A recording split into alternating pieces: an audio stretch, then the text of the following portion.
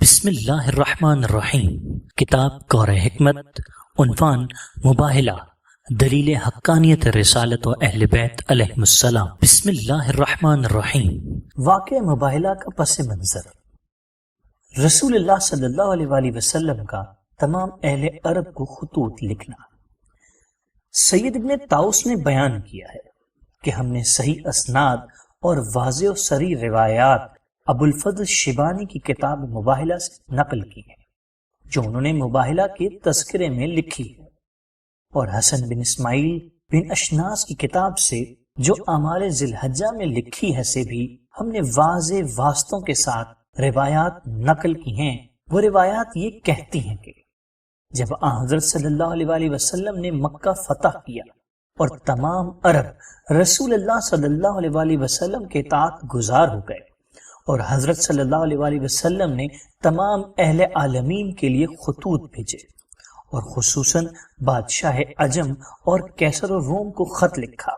اور ان لوگوں کو دعوت اسلامی دی اور خط میں لکھا کہ یا تو اسلام قبول کریں یا جزیہ دیں اور ذلیل رہیں، یا انتہائی سخت جنگ کے لیے تیار ہو جائیں۔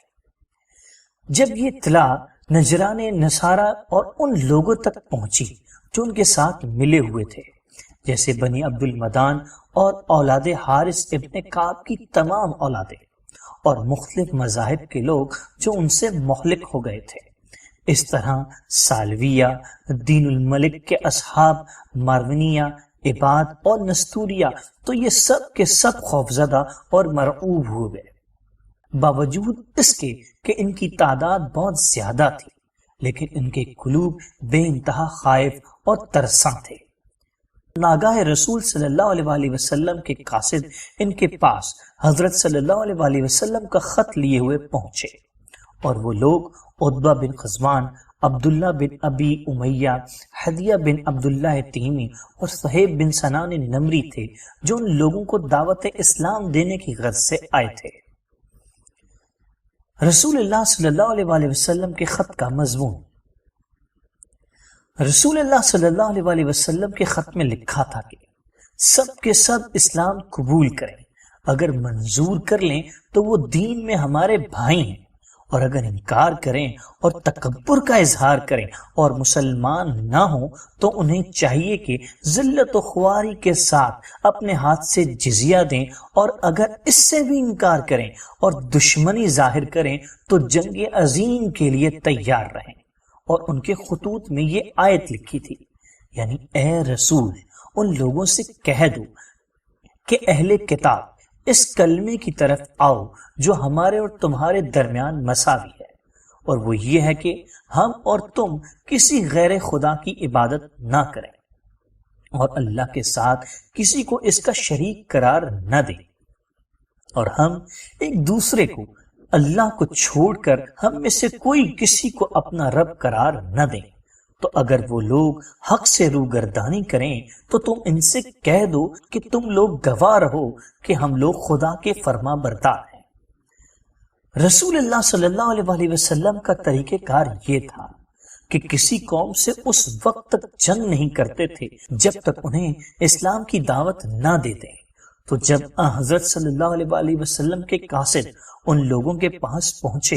اور حضرت صلی اللہ علیہ وآلہ وسلم کے خطوط اور پیغام ان تک پہنچایا تو ان کی حق سے نفرت زیادہ ہوئی۔ سب سے بڑے گرجے میں اجتماع۔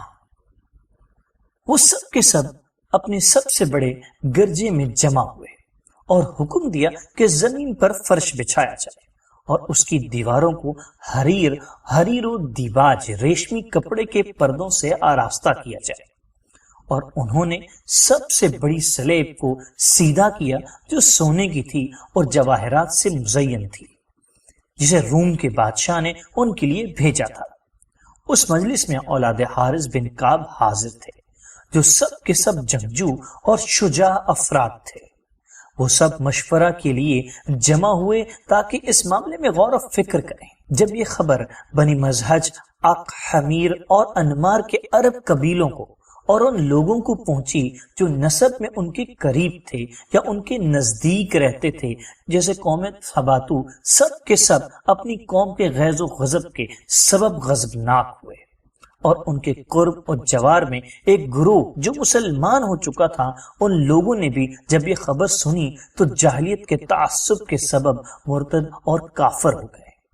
غرض تمام قبیلوں نے آپس میں یہ مشورہ کیا کہ ہم سب کے سب قبیلے مدینے میں چل کر رسول خدا صلی اللہ علیہ وآلہ وسلم سے جنگ کریں گے۔ سب سے بڑے عالم کی رائے، حسین بن علقمہ جس کی کنیت ابو حارثہ تھی اور جو ان کے علماء میں سب سے بڑا عالم اور سب کا استاد اور بکر بن وائل کے قبیلے سے تھا، جب اس نے یہ دیکھا کہ سب کے سب لڑائی پر آمادہ ہیں تو اپنا امامہ منگا کر سر پر باندھا تاکہ اپنے ابروؤں کو آنکھوں کے اوپر باندھ لے، کیونکہ کمال ضعیفی کے سبب اس کے ابرو اس کی آنکھوں پر لٹک آئے تھے۔ اس کی عمر 120 سال کی تھی۔ پھر وہ اپنی قوم سے نکل کر کھڑا ہوا اور اپنے عصا پر تقیہ کر کے خطبہ دینا شروع کیا۔ وہ خداوند عالمین پر ایمان رکھتا تھا اور بقیہ علوم پیغمبر ان سے بہرہ مند تھا،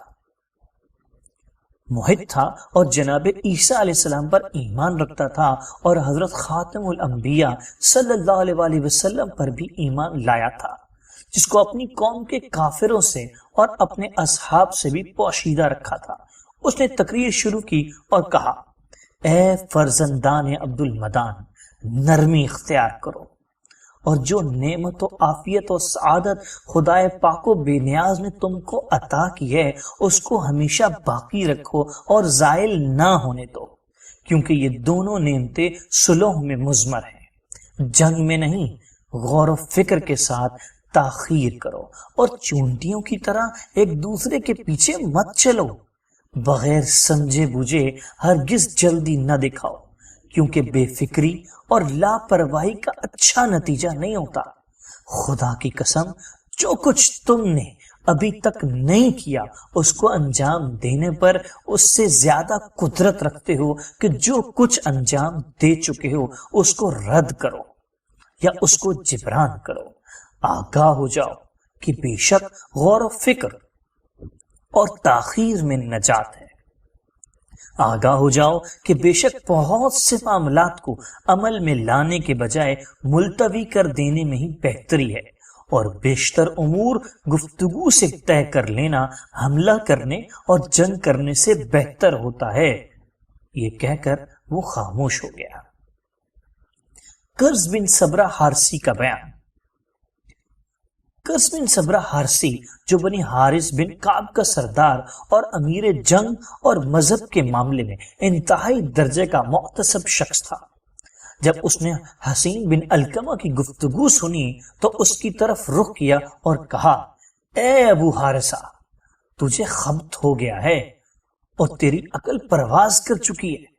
کہ تو اس خبر کے سنتے ہی اس شخص کی طرح ہو گیا ہے جس نے کوئی شیر دیکھا ہو اور وہ عقل سے ہاتھ دھو بیٹھا ہو۔ تو ہمیں مثالیں دیتا ہے اور ہم کو جنگ سے ڈراتا ہے، جبکہ یقیناً تو خدائے منان کے حق کے ساتھ حمایت و حفاظت کی فضیلت اور جنگ میں سبقت کرنے کو جانتا ہے، اور یہ بڑی بات ہے، اور ہم جنگ کی آگ دوبارہ بھڑکائیں گے جبکہ جنگ پانچ ہوتی ہے۔ جنگ میں کسی رشتے ناطے کا خیال نہیں رکھا جاتا، اور ہم ہی ریاست کے ارکان اور نور بادشاہی ہیں۔ تو ہماری جنگوں کے کسی زمانے سے انکار کر سکتا ہے کہ ہم نے اپنے دشمنوں پر غلبہ حاصل نہ کیا ہو؟ یا کون سا عیب ہے جو تو ہم میں دیکھتا ہے؟ ابھی اس کا کلام پورا نہیں ہوا تھا، اس تیر کا پیمان جو وہ ہاتھ میں لیے ہوئے تھا غصے کے سبب اس کے ہاتھ میں چپ گیا، مگر اسے خبر نہ ہوئی۔ عاقب کا بیان۔ عاقب جس کا نام عبد المسیح بن شرجیل تھا، وہ ان دنوں اپنی قوم کا بزرگ اور ان کی رائے میں ان کا امیر اور صاحب رائے تھا، کہ جس کی رائے اور مشورے کے بغیر اس کی قوم کوئی کام نہیں کرتی تھی۔ جب قرظ بن صبرہ کا مزاج ٹھنڈا ہوا تو عاقب نے اس کی طرف رخ کیا اور کہا کہ تو سرخرو ہو، تیرے پاس پناہ لینے والے عزیز و سر بلند ہوں، اور جس کو تو امان دے دے اس پر کسی کا دست ظلم نہ پہنچے۔ لیکن اے ابو صبرا، ہر کلام کے لیے ایک مناسب موقع اور بہادری کے لیے ایک وقت ہوتا ہے، اور ہر شخص آئندہ دن کے بارے میں اپنے موجودہ وقت کا شبیہ ہوتا ہے، اور جنگ کے ایام مختلف ہوتے ہیں، ایک نسل کو ہلاک کرتے ہیں اور ایک قبیلے کو غلبہ دیتے ہیں، لیکن عافیت بہترین لباس ہے، اور مصائب و آلام کے کچھ اسباب ہوتے ہیں، اور سب سے بڑا سبب یہ کہ انسان خود بلا و مصیبت کی راہ اختیار کرے، یہ کہہ کر عاقب خاموش ہو گیا اور سر جھکا دیا۔ سید احتم بن نعمان کا بیان۔ پھر سید نے اس کی طرف رخ کیا جس کا نام احتم بن نعمان تھا، اور نجران والوں کا عالم اور بلندی مراتب میں عاقب کام پلہ تھا۔ اس نے کہا، اے ابو والد صاحب، تیری کوشش بار آور ہو اور تیرا ستارہ بلند ہو، ہر چمکنے والی چیز میں روشنی ہوتی ہے اور ہر صحیح بات میں ایک نور ہوتا ہے، لیکن عقل بخشنے والے خدا کی قسم اس نور کو درک وہی کرتا ہے جو بینا ہوتا ہے۔ بلا شبہ تم تینوں حضرات نے مراتب کلام میں ایسی راہ اختیار کی ہے جو بعض ہموار ہے اور بعض ناہموار، اور تم میں سے ہر ایک کی رائے اس کی عقل کے مطابق خوش آئندہ ہوتی ہے، اور کبھی امر محکم اپنے محل پر قائم ہو جاتا ہے۔ بے شک قریش کے بزرگ سردار رسول اللہ صلی اللہ علیہ وسلم نے امر عظیم اور ایک اہم غرض کی طرف دعوت دی ہے، لہذا تمہاری رائے اس کے بارے میں جو ہو وہ بیان کرو، تو اس کی اطاعت پر متفق ہو جاؤ یا اس کی مخالفت و انکار پر مشورہ کر لو۔ قرض کی ہٹ دھرمی۔ یہ سن کر پھر قرض اپنی بات پر قائم اور مستحکم رہا، اور نہایت سخت و تند لہجے میں بولا، کیا ہم اپنا دین جس پر ہماری ہر رگ اور ہر ریشہ مضبوط ہوا ہے ترک کر دیں، حالانکہ ہمارے آباء و اجداد اسی پر قائم رہیں، اور بادشاہان عالم اسی دین کے سبب سے ہم کو پہچانتے، اور پھر عرب بھی ہمیں اسی دین سے پہچانتے ہیں، کیا ہم ذلت و خواری کے ساتھ جزیہ دینا منظور کر لیں؟ نہیں، خدا کی قسم ہم ان دونوں میں سے کسی ایک کو منظور نہیں کر سکتے، جب تک کہ تلواریں نیام سے باہر نہ نکال لیں اور بے شمار عورتوں کو بیوہ نہ کر لیں، یا محمد کے سامنے ہمارا خون نہ بہہ جائے، ہم ان سے جنگ کریں گے یہاں تک کہ خداوند عالم جسے چاہے فتح عطا فرمائے۔ سید کا مشورہ۔ یہ سن کر سید نے کہا کہ اے ابو صبرا، اپنے اوپر اور ہم سب پر رحم کر، کیونکہ اگر ہم محمد کے خلاف ایک تلوار نیام سے نکالیں گے تو ان کی طرف سے بے شمار تلواریں نکل آئیں گی، کیونکہ تمام عرب ان کا تابع و فرما بردار ہو گیا ہے، اور سارے قبیلے ان کی اطاعت کر چکے ہیں، اور ان کی حکومت تمام شہروں اور جنگلوں پر چھا گئی ہے۔ بادشاہ عجم اور کیسر روم بھی ان سے عاجز ہیں، تو تمہاری کیا حیثیت ہے کہ ان سے مقابلہ کرو؟ بہت جلد تم اور وہ لوگ جو تمہاری مدد میں ان سے جنگ کریں گے اس طرح برباد ہو جائیں گے کہ پھر کوئی تمہارا نام نہ لے گا۔ تم اس تنکے کی مانند ہو جاؤ گے جو سیلاب میں بہہ جاتا ہے، یا گوشت کا ایک ٹکڑا جو پتھر پر ڈال دیا جاتا ہے۔ جہیر بن سراقہ بارکی کی رائے۔ ان کے ہمراہ ایک شخص نصارہ کے زندیقوں میں سے جہیر بن سراقہ بارکی تھا، جو نصارہ کے بادشاہوں کے نزدیک ایک بڑا صاحب عزت تھا اور نجران میں رہتا تھا۔ سید نے کہا، اے ابو سعد، تو بھی اس معاملے میں اپنی رائے کا اظہار کر، کیونکہ اس مجمع میں عظیم واقعات طے کیے جا رہے ہیں۔ اس نے کہا کہ میری رائے تو یہ ہے کہ محمد کے پاس چل کر ان کی اطاعت قبول کر لو، اور وہ چیزیں جو وہ تم سے چاہتے ہیں دینا منظور کر لو۔ پھر بادشاہان نصارہ سے خط و کتابت کرو، خاص طور پر سب سے بڑے بادشاہ سے جو کیسر روم ہے، اور بادشاہ نوبہ، بادشاہ حبشہ، بادشاہ الوا، بادشاہ رعاوت، بادشاہ راعات و مریس و قبط کی، یہ سب نصرانی ہیں۔ اسی طرح شام اور اس کے اطراف کے نصرانی بادشاہوں کی،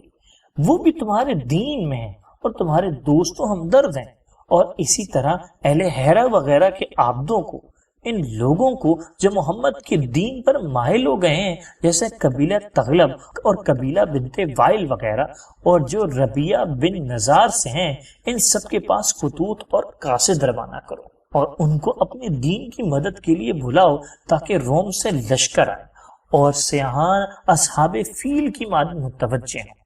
اور عرب کے نصرانی جو ربیہ قبیلے سے ہیں اور یمن میں سکونت پذیر ہیں تمہارے پاس آئیں۔ جب ہر طرف سے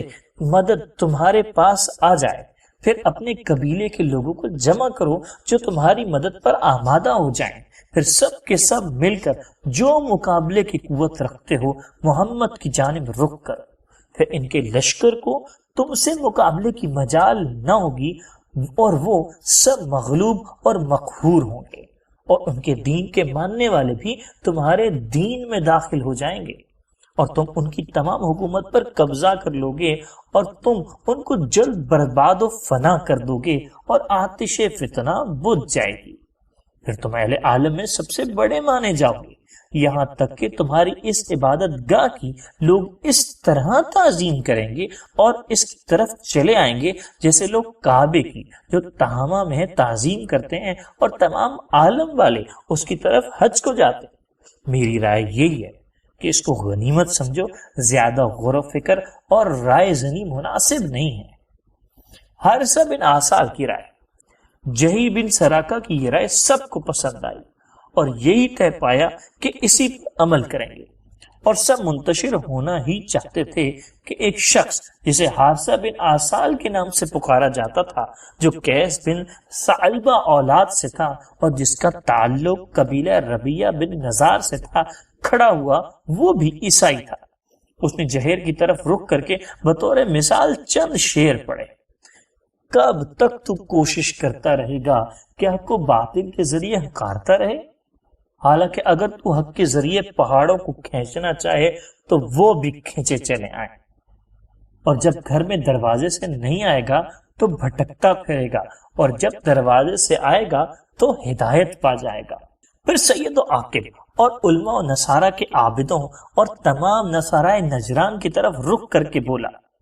جبکہ اس وقت وہاں ان کے علاوہ کوئی اور نہیں تھا، کہ سنو، سمجھو اے علم و حکمت کے وارثوں اور حجت و برہان کی قائم کرنے والوں، خدا کی قسم سعادت مند وہ ہے جو نصیحت سنے اور حق سے انحراف نہ کرے۔ بے شک میں تم کو خدا سے ڈراتا ہوں اور حضرت عیسیٰ علیہ السلام کی وصیت یاد دلاتا ہوں۔ پھر جناب عیسیٰ علیہ السلام کی وصیت اور ان کا جناب یوشع بن یوحنا کو اپنا وصی قرار دینا اور ان کا بیان کرنا ان واقعات کو جو ان کی امت میں واقع ہوں گے کہ لوگ باطل مذہب اختیار کریں گے وغیرہ تفصیل کے ساتھ بیان کرتے ہوئے کہا۔ حضرت عیسیٰ علیہ السلام کی وصیت۔ حق تعالیٰ نے جناب عیسیٰ علیہ السلام کی جانب وحی فرمائی، اے میری کنیز کے فرزند، میری کتاب اپنی تمام طاقت و قوت کے ساتھ عمل کرو، اور اہل سوریہ کے لیے ان کی تفسیر انہی کی زمانی میں بیان کرو، اور انہیں خبر دو کہ میں خدا ہوں، کہ میرے سوا کوئی خدا نہیں ہے، میں ہمیشہ سے زندہ ہوں کہ کبھی نہ مروں گا اور اپنی ذات سے قائم ہوں، میں ہی وہ خدا ہوں کہ تمام عالمین کو عدم سے میں نے بغیر کسی اصل و مادہ کے پیدا کیا، میں ہی ہمیشہ باقی رہنے والا ہوں کہ جسے زوال نہیں اور ایک حال سے دوسرے حال پر منتقل نہیں ہوتا، بے شک میں نے اپنے رسولوں کو بھیجا اور اپنی رحمت سے خلقت کی ہدایت کے لیے کتابیں نازل کی تاکہ ان کو گمراہی سے بچاؤں، پھر یقیناً پیغمبروں میں سب سے ذی عزت احمد صلی اللہ علیہ وآلہ وسلم کو بھیجوں گا،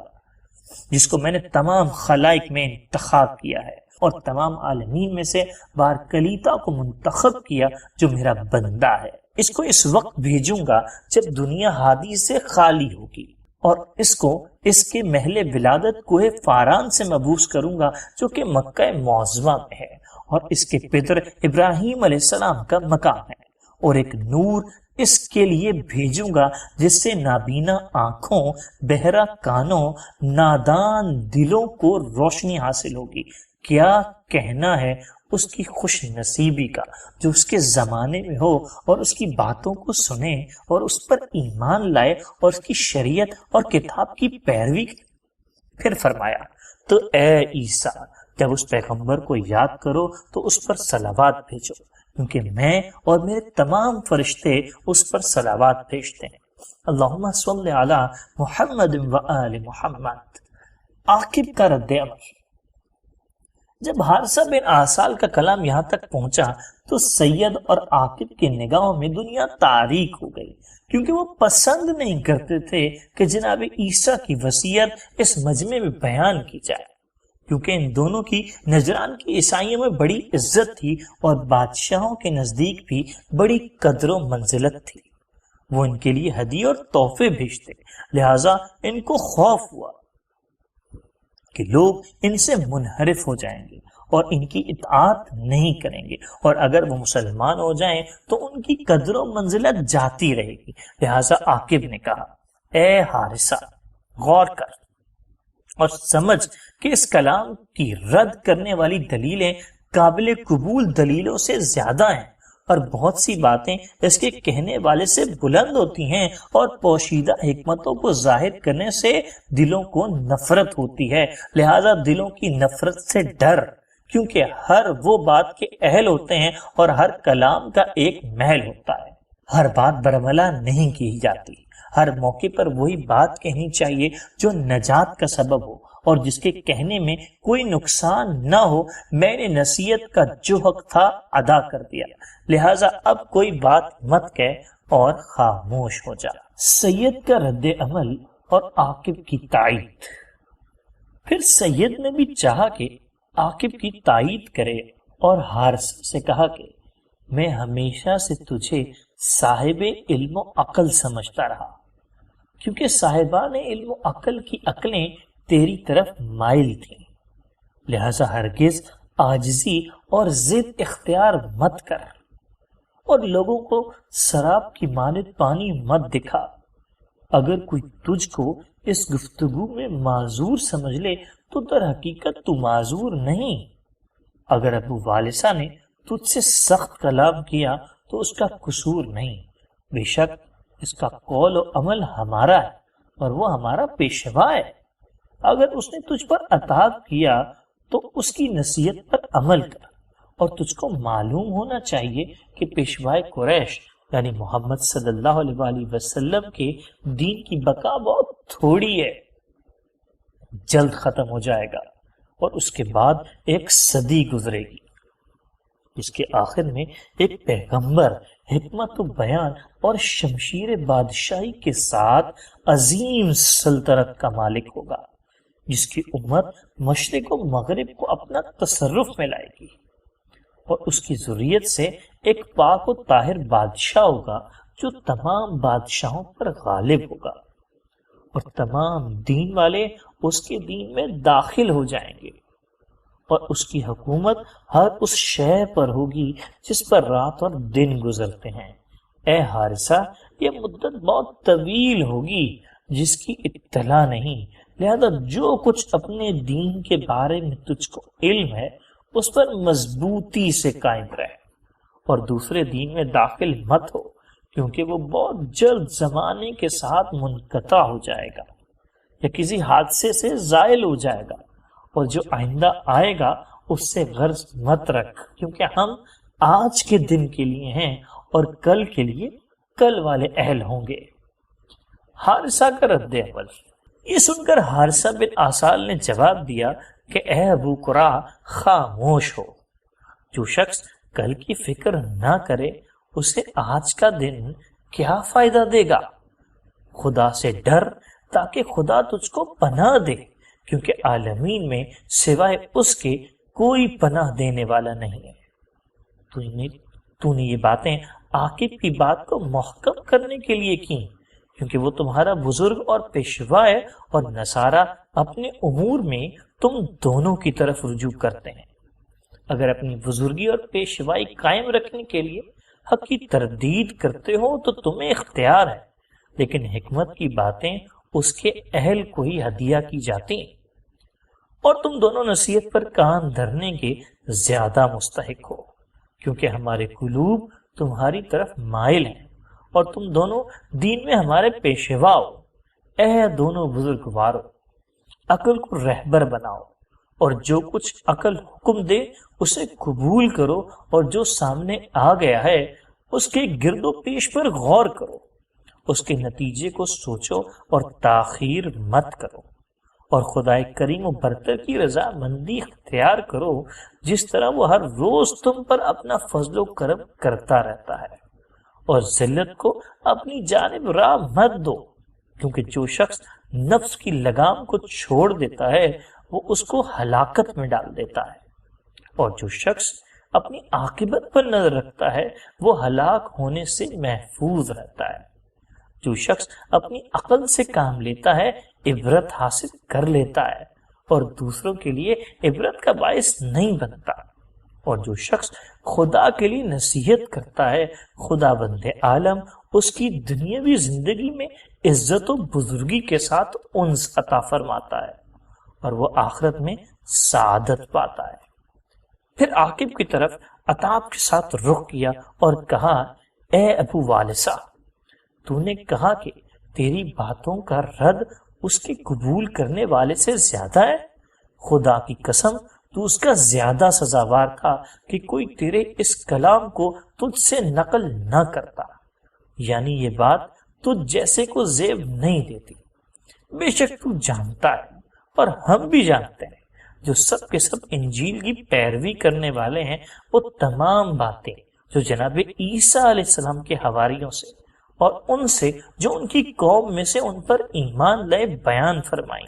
اور یہ کہ جو کچھ میں نے بیان کیا ہے وہ صحیح ہے، اور جو کچھ تو کہتا ہے وہ غلط ہے اور خطا ہے۔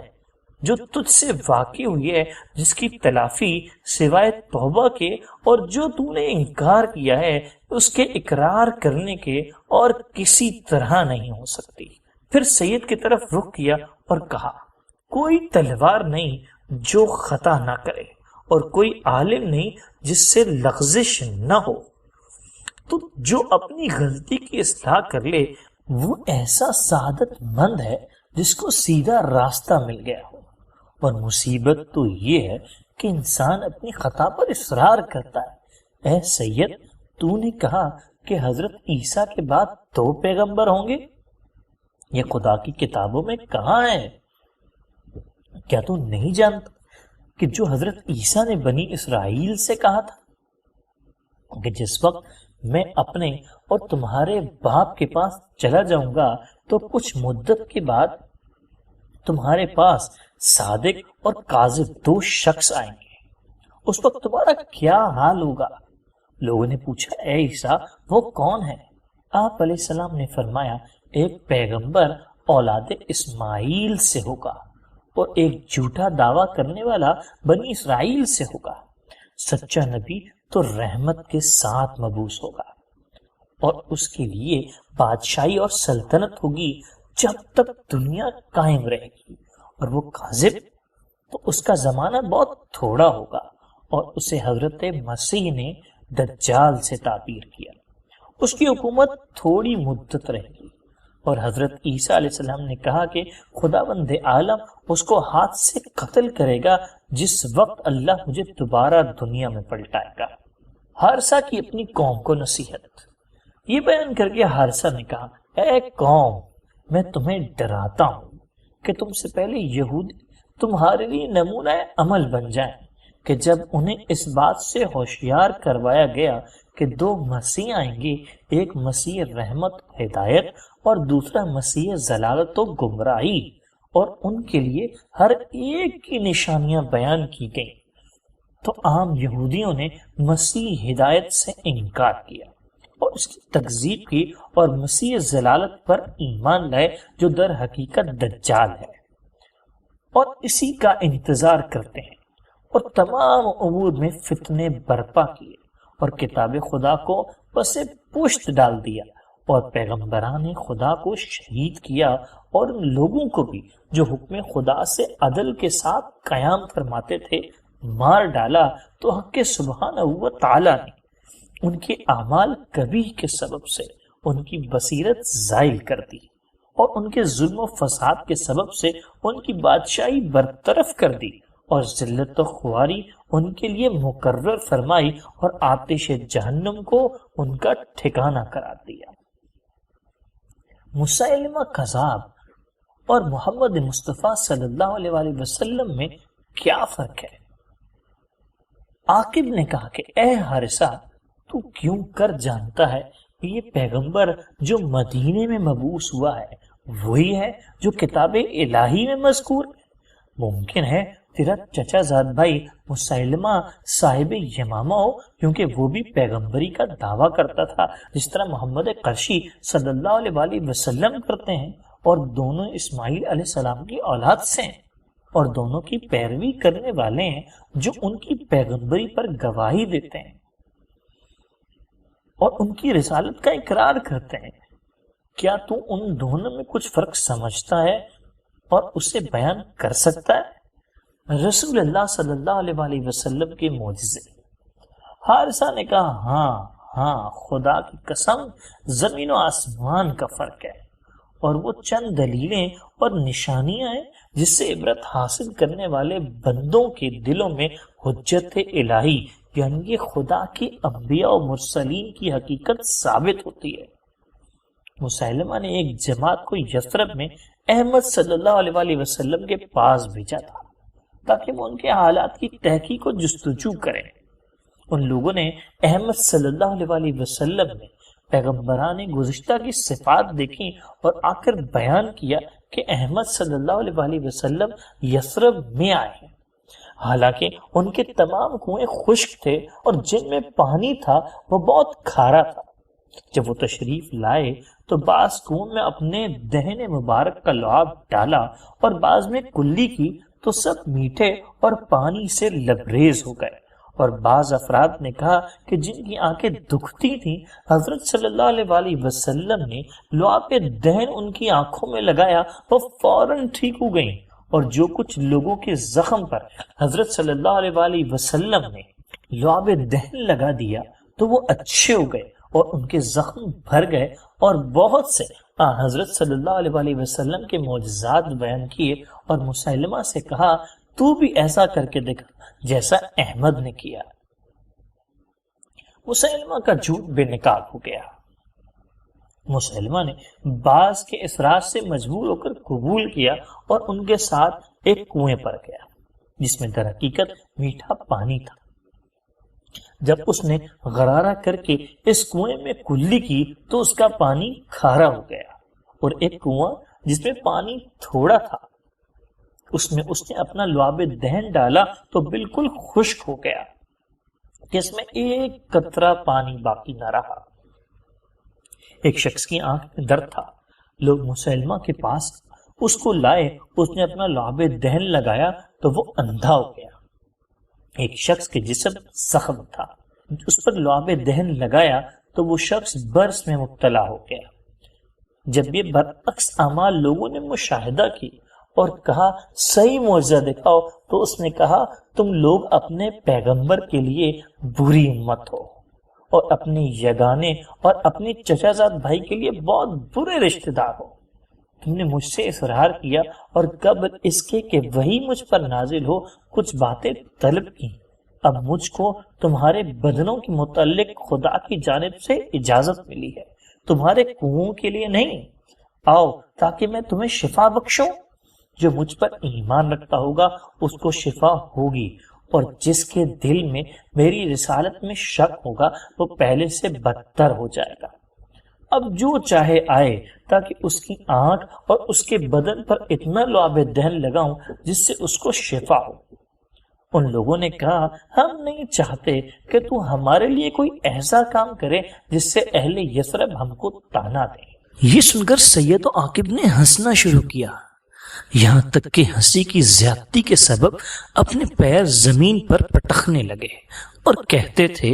کہ نور کو ظلمت سے اور حق و باطل سے کیا نسبت، اور حق و باطل اور نور و ظلمت میں اتنا فرق نہیں جس قدر ان دونوں کی سچائی اور غضب میں۔ راوی بیان کرتا ہے کہ جب عاقب نے دیکھا کہ مسیلمہ کا معاملہ جھوٹا اور باطل ہو گیا ہے تو اس خاطر کی قوم میں اس کی قدر و منزلت باقی رہے، چاہ کہ اس بات کا تدارک اس طرح کرے کہ مسیلمہ نے نبوت کا غلط دعویٰ کیا اور یہ کہ خداوند کریم نے اس کو مبعوث کیا ہے۔ یہ اس کا غلط کام تھا، لیکن اس نے اچھا کام یہ کیا کہ اپنی قوم کو بت پرستی سے منتقل کر کے خدائے رحمان پر ایمان کی طرف لے آیا۔ حارثہ کی یاد دہانی۔ حارثہ نے کہا،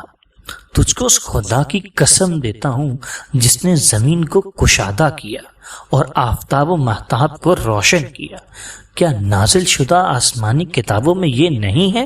کہ حق سبحانہ و تعالیٰ فرماتا ہے کہ میں وہ خدا ہوں جس کے سوا کوئی خدا نہیں ہے، اور میں ہی روز قیامت اعمال کا بدلہ دینے والا ہوں۔ میں نے اپنی کتابیں بھیجیں اور اپنے پیغمبروں کو مبعوث کیا تاکہ ان کے ذریعے سے اپنے بندوں کو شیطان کے مکر و فریب سے نجات دلاؤں، اور ان پیغمبروں کو زمین میں خلائق کے درمیان ستاروں کی مانند روشن کیا تاکہ وہ لوگوں کو میری وحی اور حکم کے مطابق ہدایت کریں۔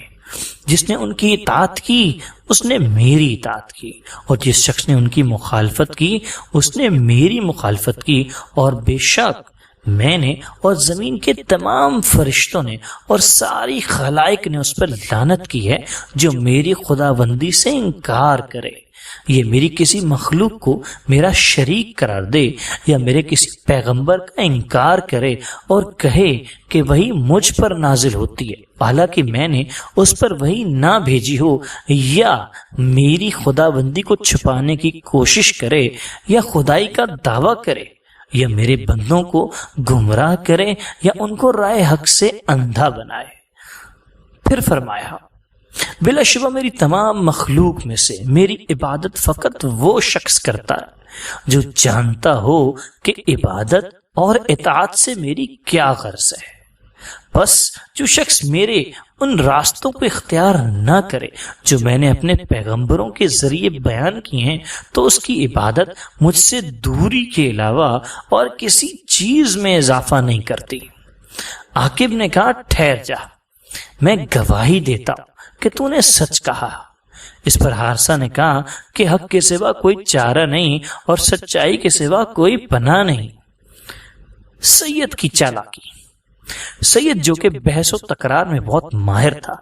بولا کہ اس قریشی محمد صلی اللہ علیہ وسلم کے بارے میں میرا یہ اعتقاد ہے کہ وہ اپنی قوم کے لیے پیغمبر ہے جو اولاد اسماعیل علیہ السلام سے ہے، لیکن وہ دعویٰ کرتا ہے کہ تمام خلائق پر پیغمبر ہے۔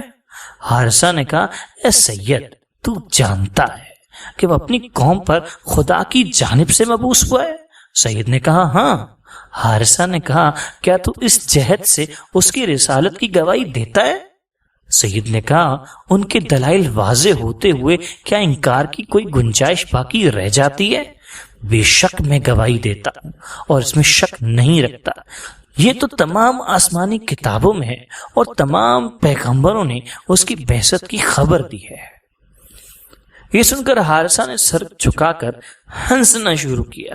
اور انگلیوں سے زمین پر لکیریں کھینچنے لگا۔ سید نے کہا، کیوں ہنستے ہو؟ اس نے کہا، ہاں، کیا تعجب کی بات نہیں کہ ایسا شخص جو علم و حکمت کا دعویٰ کرتا ہے اور کہتا ہے کہ خدائے بزرگ و برتر نے اس شخص کو نبوت کے ساتھ منتخب کیا ہے اور اپنی رسالت سے مخصوص فرمایا ہے اور اپنی روح و حکمت سے اس کی مدد کی ہے، وہ جھوٹ بولنے والا ہو اور کہتا ہو کہ وہی مجھ پہ نازل ہوئی ہے حالانکہ اس پر وہی نازل نہیں ہوئی، اور کہانوں کی طرح جھوٹ اور سچ کو مخلوط کرتا ہو، جو کبھی سچ کہتے ہیں اور کبھی جھوٹ۔ یہ سن کر سید شرمندہ پشیمان ہوا اور سمجھا کہ غلط کہہ گیا اور مورد الزام ٹھہرا۔ عاقب کی حارثہ کو سرزنش۔ پھر عاقب نے حارثہ کی طرف رخ کیا اور کہا، اے برادر، خاموش رہ اور زبان درازی مت کر، کیونکہ بہت سی باتیں بولنے والوں کو کنویں کی گہرائی میں پہنچا دیتی ہیں اور بہت سی باتیں دشمنوں کو دوست بنا لیتی ہیں۔ لہذا ایسی باتیں ترک کر جن کو دل قبول نہیں کرتے، اگرچہ ان کے کہنے میں تو معذور ہے۔ سن اور سمجھ کہ ہر چیز کی ایک صورت ہے، اور آدمی کی صورت اس کی عقل ہے، اور عقل کی صورت ادب ہے، اور ادب کی دو قسمیں ہیں، ایک طبعی ہے، دوسرا وہ جو حاصل کیا جاتا ہے، اور ان میں بہترین آداب وہ ہیں جن کا خلاق عالم نے حکم دیا ہے، اور ان میں سے ایک یہ ہے کہ اپنے بادشاہ کا ادب ملحوظ رکھا جائے، کیونکہ اس کا وہ حق ہے جو دنیا میں کسی کا نہیں، کیونکہ بادشاہ خدا اور اس کے بندوں کے درمیان واسطہ ہوتا ہے، اور بادشاہوں کی بھی دو قسمیں ہیں، ایک قہر و غلبہ رکھنے والا اور دوسرا بادشاہ حکم و شرع والا، اور اس کا حق بہت زیادہ ہے۔ اور اے حارثہ، تو جانتا ہے کہ خدا نے ہم کو نصرانی بادشاہوں پر فوقیت اور حکومت عطا کی ہے، اور اس کے بعد تمام انسانوں پر فضیلت بخشی، لہذا تجھے ہر شخص کے حق کو سمجھنا چاہیے، اور یہی تیری مذمت کے لیے کافی ہے کہ تو سلاطین حکمت کے حق کی رعایت نہیں کرتا۔ عاقب کی چالاکی۔ پھر عاقب نے کہا کہ تو نے برادر قریش یعنی محمد صلی اللہ علیہ وآلہ وسلم کا ذکر کیا کہ وہ معجزات لائے ہیں، بہت صحیح کہا تو نے، اور خوب کہا، ہم بھی جانتے ہیں اور اس پر اور اس کی رسالت پر یقین رکھتے ہیں، اور گواہی دیتے ہیں کہ اس کو اگلے اور پچھلے لوگوں کے معجزات و بینات حاصل ہیں، سوائے ایک نشانی کے جو سب سے زیادہ عظیم اور زیادہ واضح، اور جو سر کی مانند ہیں، اور یہ علامتیں جو اس کو حاصل ہیں بدن کی طرح ہیں، اور بے سر کے جسم کی کیا حیثیت ہے۔ صبر کرتا کہ اس کے حالات کی ہم تحقیق کریں اور اس کی علامتوں اور معجزات پر غور کریں، وہ علامتیں جو سر کی مانند ہے اور تمام نشانیوں سے بالا تر ہے، اگر وہ ظاہر ہو جائے تو ہم تجھ سے پہلے اس کے دین میں داخل ہو جائیں گے اور تجھ سے پہلے اس کی اطاعت کریں گے۔ حارثہ نے کہا کہ تو نے جو کچھ کہا اور سنا یا حق کو بیان کیا، اور ہم بھی سننے اور اطاعت کرنے کے لیے تیار ہیں۔ وہ کون سی علامت ہے کہ جس کے نہ ہونے نے انس و الفت کے بعد وحشت ایجاد کر دی، اور مطلب کے واضح اور روشن ہونے کے بعد دوبارہ شک میں مبتلا کر دیا؟ عاقب نے کہا، سید نے اس کو بیان کیا،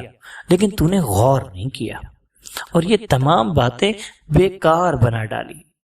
حارثہ نے کہا، میرے ماں باپ تجھ پر فدا ہوں، پھر بیان کر وہ کون سی بات ہے؟ عاقب نے کہا، نجات وہ پاتا ہے جو حق معلوم ہونے کے بعد اس کو قبول کرتا ہے اور اس سے رخ نہیں پھیرتا۔ بے شک تم اور ہم جانتے ہیں، اور ہمارے علاوہ علماء کتب الہی بھی جانتے ہیں، جو کچھ اس کتاب میں ہے، علوم گزشتہ اور جو کچھ واقع ہونے والا ہے۔ بے شک ہر امت کی زبان میں نہایت وضاحت کے ساتھ یہ خوشخبری ظاہر ہو چکی ہے کہ احمد صلی اللہ علیہ وآلہ وسلم ایک پیغمبر آئے گا جو تمام نبیوں میں سب سے آخری نبی ہوگا۔ اس کی امت مشرق و مغرب کی مالک ہوگی، اور وہ اور اس کی امت کے لوگ ایک طویل مدت تک بادشاہی کریں گے۔ پھر وہ ایک بادشاہ پر ظلم کریں گے جو اس پیغمبر کی پیروی کرنے والوں میں نسب و فضیلت کے لحاظ سے اور امت میں سب سے زیادہ اس پیغمبر کے نزدیک ہوگا، اور وہ پیغمبر کی وصیت ظلم و سرکشی کرتے ہوئے ترک کر دیں گے۔ پھر برسوں تک خلافت بادشاہی میں تبدیل ہو جائے گی، اور ان کی بادشاہی عظیم ہوگی، یہاں تک کہ جزیرہ عرب میں کوئی گھر ایسا نہ ہوگا جس کے مکین بعض تو اس کی طرف رغبت رکھتے ہوں گے اور بعض ان سے خوف زدہ ہوں گے۔ پھر ان کی بادشاہی زائل ہو جائے گی، اور دوسرے لوگ ان پر بادشاہ ہوں گے جو انہی کے بندے اور غلام رہے ہوں گے، اور برے طریقے اور بری خصلتیں دنیا میں رائج کر دیں گے۔ ان کی بادشاہی ظلم و غلبے کے ساتھ ہوگی، پھر ان کی حکومت چاروں طرف سے کم ہوگی، اور ان پر کفار غلبہ حاصل کریں گے۔ پھر ان پر آفتیں سخت ہوں گی اور بلائیں ہر طرف سے ان کو گھیر لیں گی، یہاں تک کہ ان کے سامنے ظلم و ستم کی زیادتی کے باعث موت زندگی سے بہتر ہو جائے گی۔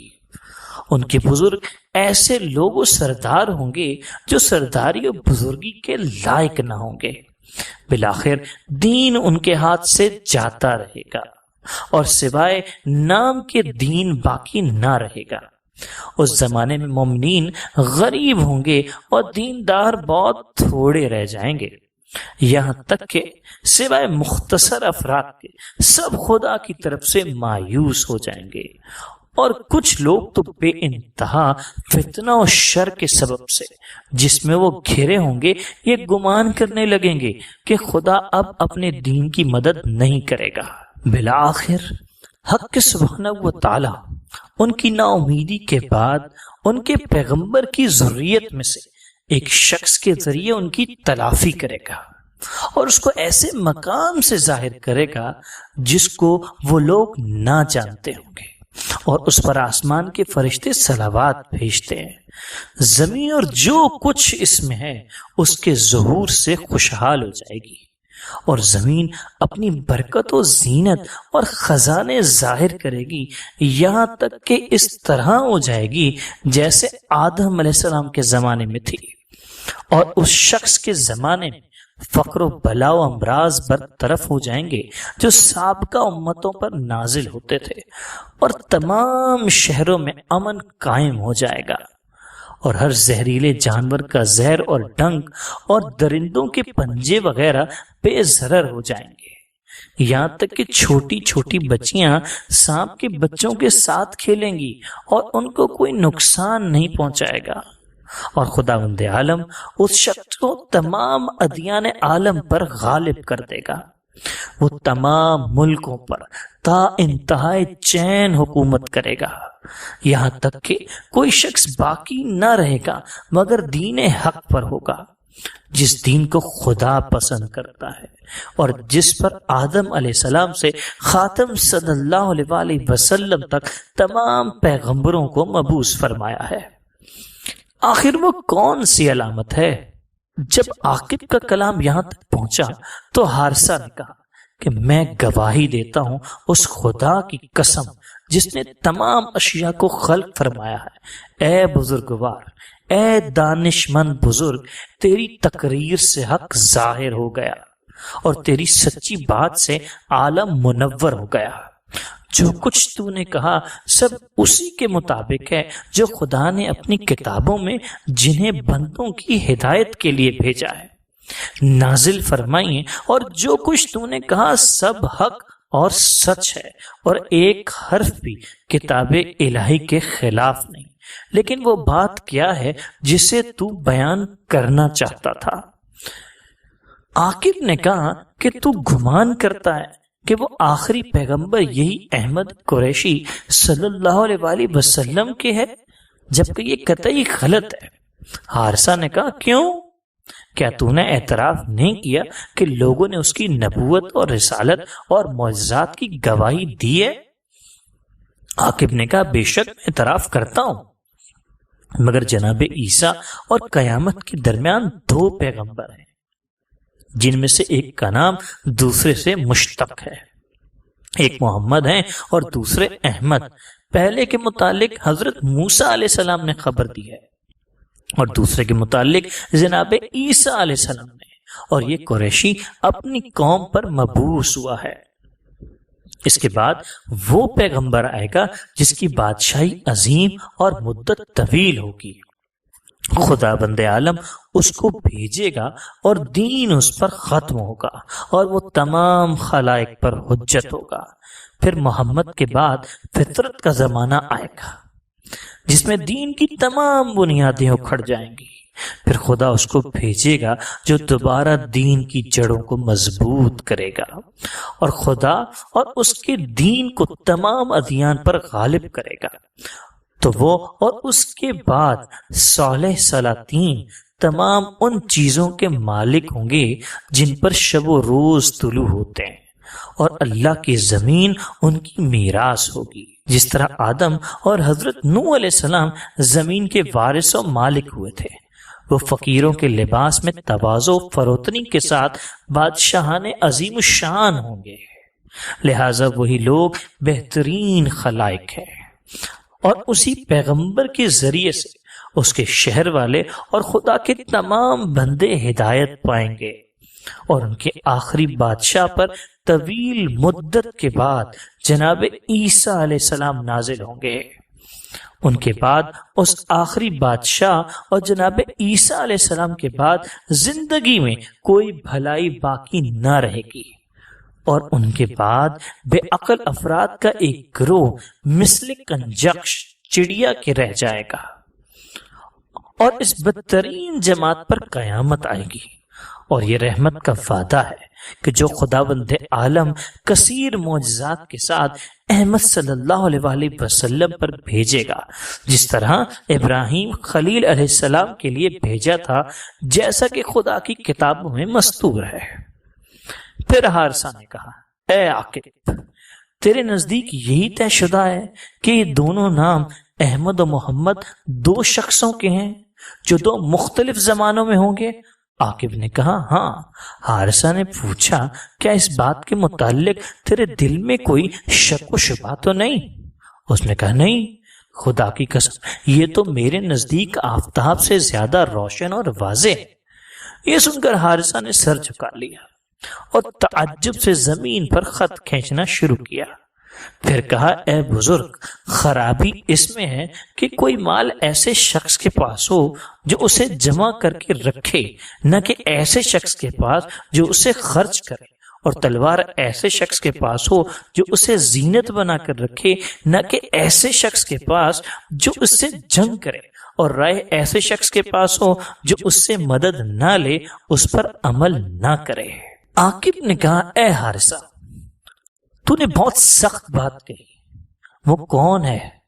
اس نے کہا، میں اس خدا کی قسم کھاتا ہوں جس کی قدرت سے آسمان و زمین قائم ہے اور تمام جبر و ظلم کرنے والے اس سے مغلوب ہیں، کہ یہ دونوں نام ایک ہی شخص، ایک ہی پیغمبر اور ایک ہی رسول کے ہیں، جس کی خبر موسیٰ بن عمران علیہ السلام نے دی ہے، اور جس کی بشارت عیسیٰ بن مریم علیہ السلام نے فرمائی ہے،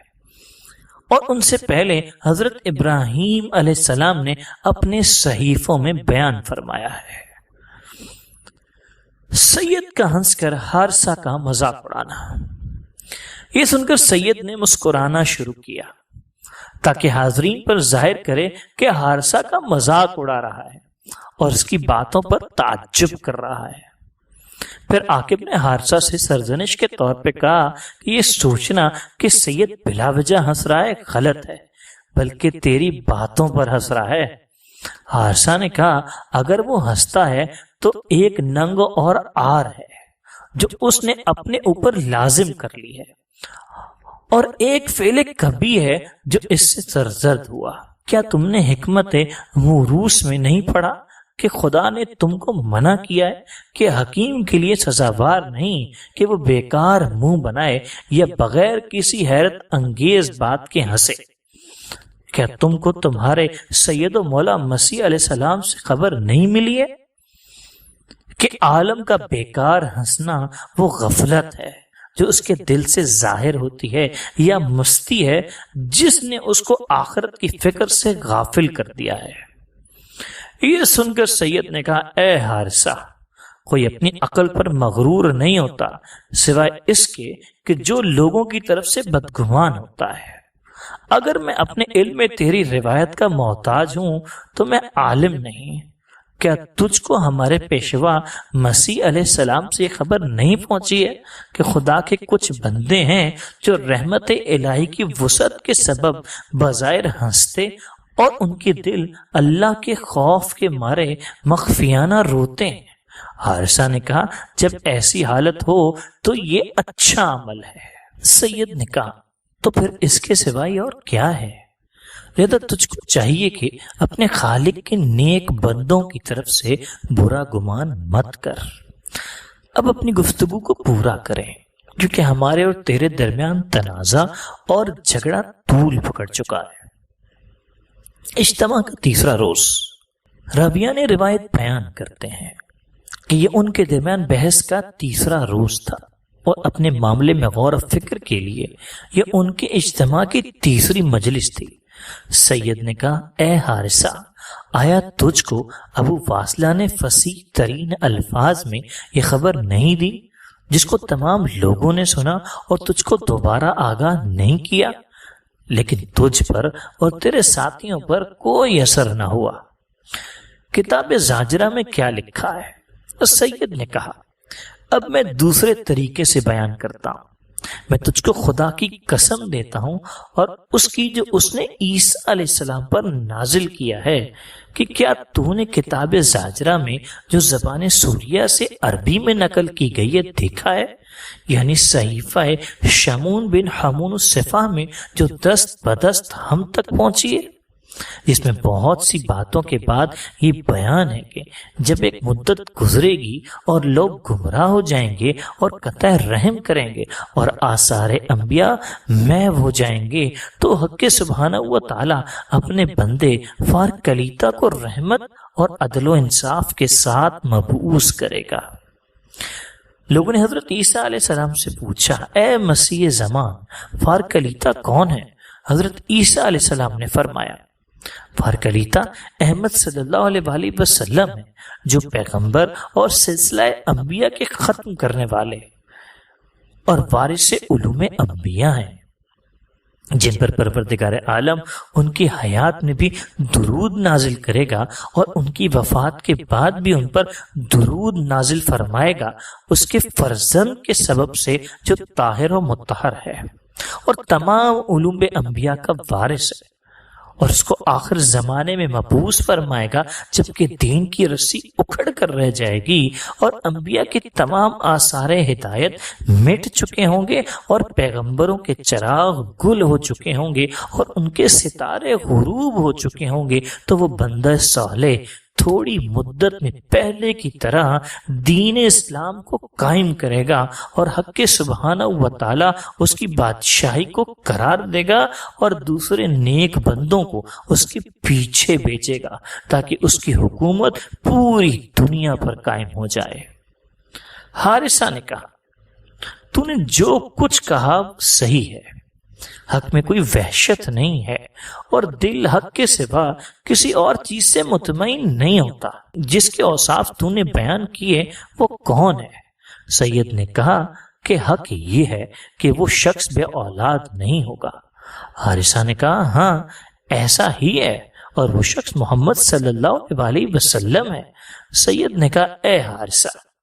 تیرا دار و مدار ہٹ دھرمیوں کٹ حجتی پر ہے۔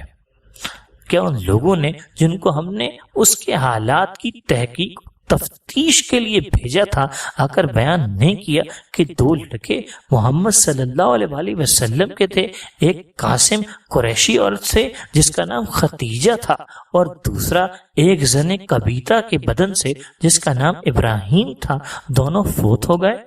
اور محمد صلی اللہ علیہ وآلہ وسلم بے فرزند ہو گئے، جیسے سینگ ٹوٹی ہوئی گوسفند جو ہلاکت کے قریب ہو، نعوذ باللہ۔ لہذا اگر محمد صلی اللہ علیہ وآلہ وسلم کا کوئی فرزند ہوتا تو تمہاری بات قابل قبول ہوتی، کیونکہ صحیفہ شمون میں ہے کہ اس کا فرزند تمام عالم کا مالک ہوگا۔ چونکہ اس کا فرزند نہیں ہے، اس لیے یہ وہ محمد صلی اللہ علیہ وآلہ وسلم نہیں ہو سکتا جس کی عیسیٰ علیہ السلام نے خبر دی ہے۔ تم پر حجت تمام ہو چکی ہے۔ حارثہ نے کہا، خدا کی قسم، عبرت تو بہت ہے لیکن کم ہیں ایسے لوگ جو عبرت حاصل کرتے ہیں، اور دلیلیں واضح ہیں اگر بصیرت بینا ہو۔ جس طرح رمد آلود آنکھیں تکلیف کے سبب آفتاب کو نہیں دیکھ سکتی، اس طرح قاصر بصیرتیں انوار حکمت دیکھنے سے ادراک کی کمزوری کے سبب عاجز ہیں۔ پھر اس نے سید و عاقب کی طرف رخ کر کے کہا، اگر ایسا ہے کہ محمد صلی اللہ علیہ وآلہ وسلم کے کوئی لڑکا نہ ہوگا تو تم اس کی اطاعت و پیروی نہ کرو گے؟ خدا کی قسم ان علوم کی وجہ سے جو اللہ نے تم کو عطا کیے ہیں اور خدا کی جانب سے جو دلیلیں جو تمہارے پاس ہیں ان کے سبب تم پر حجت تمام ہو چکی ہے، اور ساتھ اس کے کہ خدا بند عالم نے تم کو عوام اور بادشاہوں پر شرف و منزلت عطا فرمائی ہے، اور ہر ایک بڑے کو تمہارا تابع کیا ہے کہ دینی امور میں تمہاری طرف رجوع کیا جاتا ہے، اور تم ان کے محتاج نہیں ہو، اور جو کچھ تم حکم دیتے ہو وہ عمل کرتے ہیں۔ لہذا جس کو خلاق عالم کوئی شرف و منزلت عطا فرماتا ہے اسے چاہیے کہ الہی نعمتوں کے شکریہ میں خدا کی خوشنودی کے لیے تواضع و فروتنی اختیار کرے، کیونکہ خدا نے اس کو بلند کیا ہے، اور اسے چاہیے کہ وہ خدا کے بندوں کا خیر خواہ اور خدا کے احکام میں تحریف نہ کرے۔ تم نے خود محمد صلی اللہ علیہ وآلہ وسلم کا ذکر کیا اور ان گواہیوں کا جو ان کی بابت خدا کی کتابوں میں واقع ہوئی ہیں بیان کیا، اور جانتے ہو کہ وہ مبعوث ہوا ہے، پھر کہتے ہو کہ وہ صرف اپنی قوم پر مبعوث ہوا ہے، تمام خلائق پر نہیں، پھر کہتے ہو کہ یہ وہ پیغمبر نہیں جو خاتم المرسلین ہے اور تمام انبیاء کا وارث ہے اور سب کے بعد آیا ہوگا، کیونکہ تم کہتے ہو کہ وہ بے نسل ہے۔ کیا یہ تمہارا کلام نہیں ہے؟ سید عاقب نے کہا ہاں یہی ہے۔ تو حارثہ نے کہا اگر ظاہر ہو جائے کہ اس کے فرزند ہیں تو کیا پھر شک کرو گے کہ وہ تمام انبیاء کا وارث ہے اور اس کا دین دنیا کے تمام ادیان پر غالب ہوگا؟ حارثہ نے کہا تم اس بحث و تکرار کے باوجود یہ اعتقاد رکھتے ہو؟ سید عاقب نے کہا ہاں۔ اس وقت حارثہ نے کہا اللہ اکبر۔ وہ بولے کیا ہوا، تو نے اللہ اکبر کہا؟ حارثہ نے کہا کہ حق ظاہر ہے اور باطل مردود ہے، اور نفس اس کے سننے کے لیے بےتاب ہو جاتا ہے۔ یقیناً دریا کا رخ موڑ دینا اور پہاڑوں کا توڑ ڈالنا اس کو مٹانے سے زیادہ آسان ہے جس کو حق تعالیٰ نے زندہ و قائم کیا ہے، کیونکہ وہ حق ہے، اور زندہ کرنا اس کو جیسے خدا نے مردہ کیا ہے محال ہے، کیونکہ وہ باطل ہے۔ اب جان لو کہ محمد صلی اللہ علیہ وآلہ وسلم بے نسل نہیں ہے، اور وہی خاتم المرسلین ہے اور انبیاء کے وارث اور آخری رسول ہیں، ان کے بعد کوئی پیغمبر نہیں ہے۔ انہی کی امت کے زمانے میں قیامت برپا ہوگی، پھر خدا ہی زمین کا وارث ہوگا، اور جو کچھ اس میں ہے سب کے سب فنا ہو جائیں گے۔ اس کی ذریت سے ایسا صالح شخص بادشاہ ہوگا جس کے متعلق تم نے بیان کیا کہ وہ تمام مشرق و مغرب کا مالک ہوگا، اور حق تعالیٰ اس کو دین حنیفیہ اور ابراہیمیہ کے ساتھ جو شرک کا منکر ہے تمام ادیان پر غالب فرمائے گا۔ کتاب جامعہ لے آؤ۔ یہ سن دونوں عالموں سید و عاقب نے کہا اے حارثہ، اگر ایسا ہے کہ اس کا فرزند ہے تو حق تیرے ساتھ ہے، لیکن تیری مثال لومڑی کی اچھل کود کی مانند ہے، اور تو اس دعوے سے باز نہیں آتا۔ اچھا ثابت کر تاکہ ہم بھی سمجھیں۔ حارثہ نے کہا میں تمہاری طرف سے دلیل لاتا ہوں جو تم کو شک و شبہ سے نجات دلائے گی اور دلوں کی بیماریوں کے لیے شفا ہوگی۔ پھر اس نے ابو حارثہ حسین بن علقمہ کی جانب رخ کیا جو ان کا سب سے بڑا عالم اور بزرگ تھا، اور کہا اے پدر بزرگوار، کتاب جامعہ اور کتاب زاجرہ یہاں منگوا کر ہمارے دلوں کو شاد و مطمئن فرمائیے۔ راویان روایت بیان کرتے ہیں کہ صورتحال مجلس چہارم میں واقع ہوئی اور ظہر کے وقت تک یہ بحث چلتی رہی جبکہ شدید گرمی تھی۔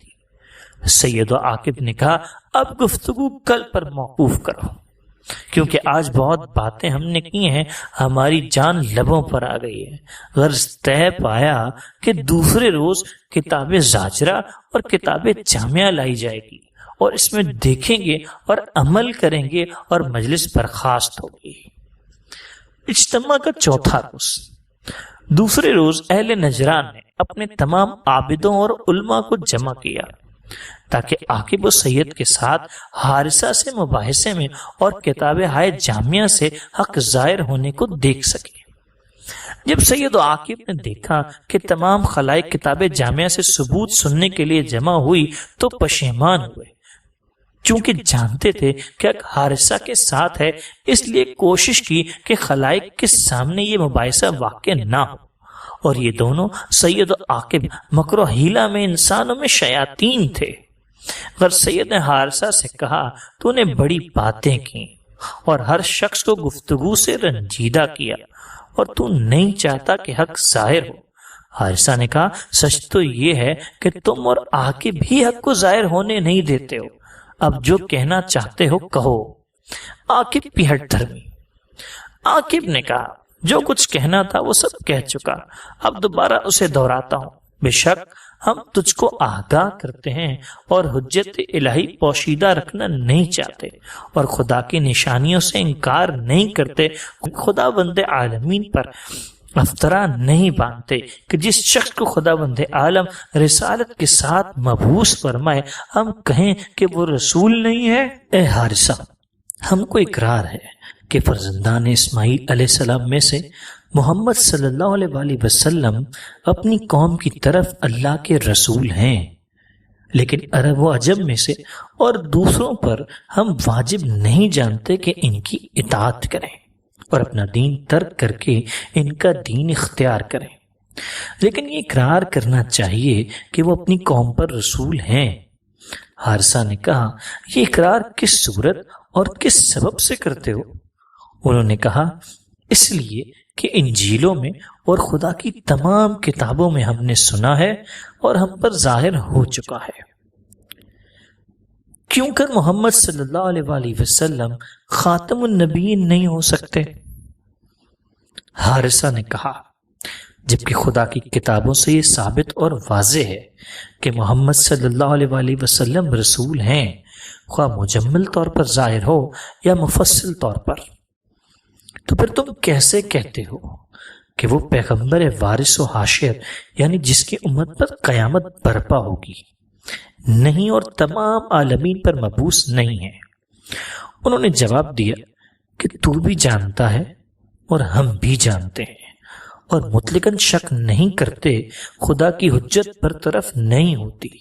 اور یہ وہ حکم ہے جسے اللہ نے ہمیشہ جاری رکھا ہے،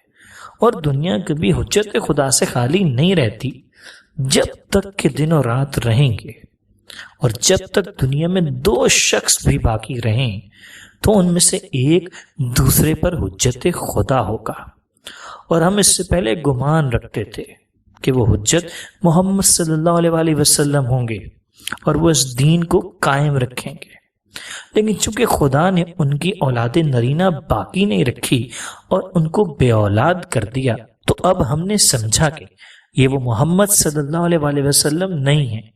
کیونکہ یہ بے نسل ہیں اور حجت الہی اور پیغمبر اور خاتم المرسلین بے اولاد نہیں ہوگا۔ یہ بات خدا کی گواہی سے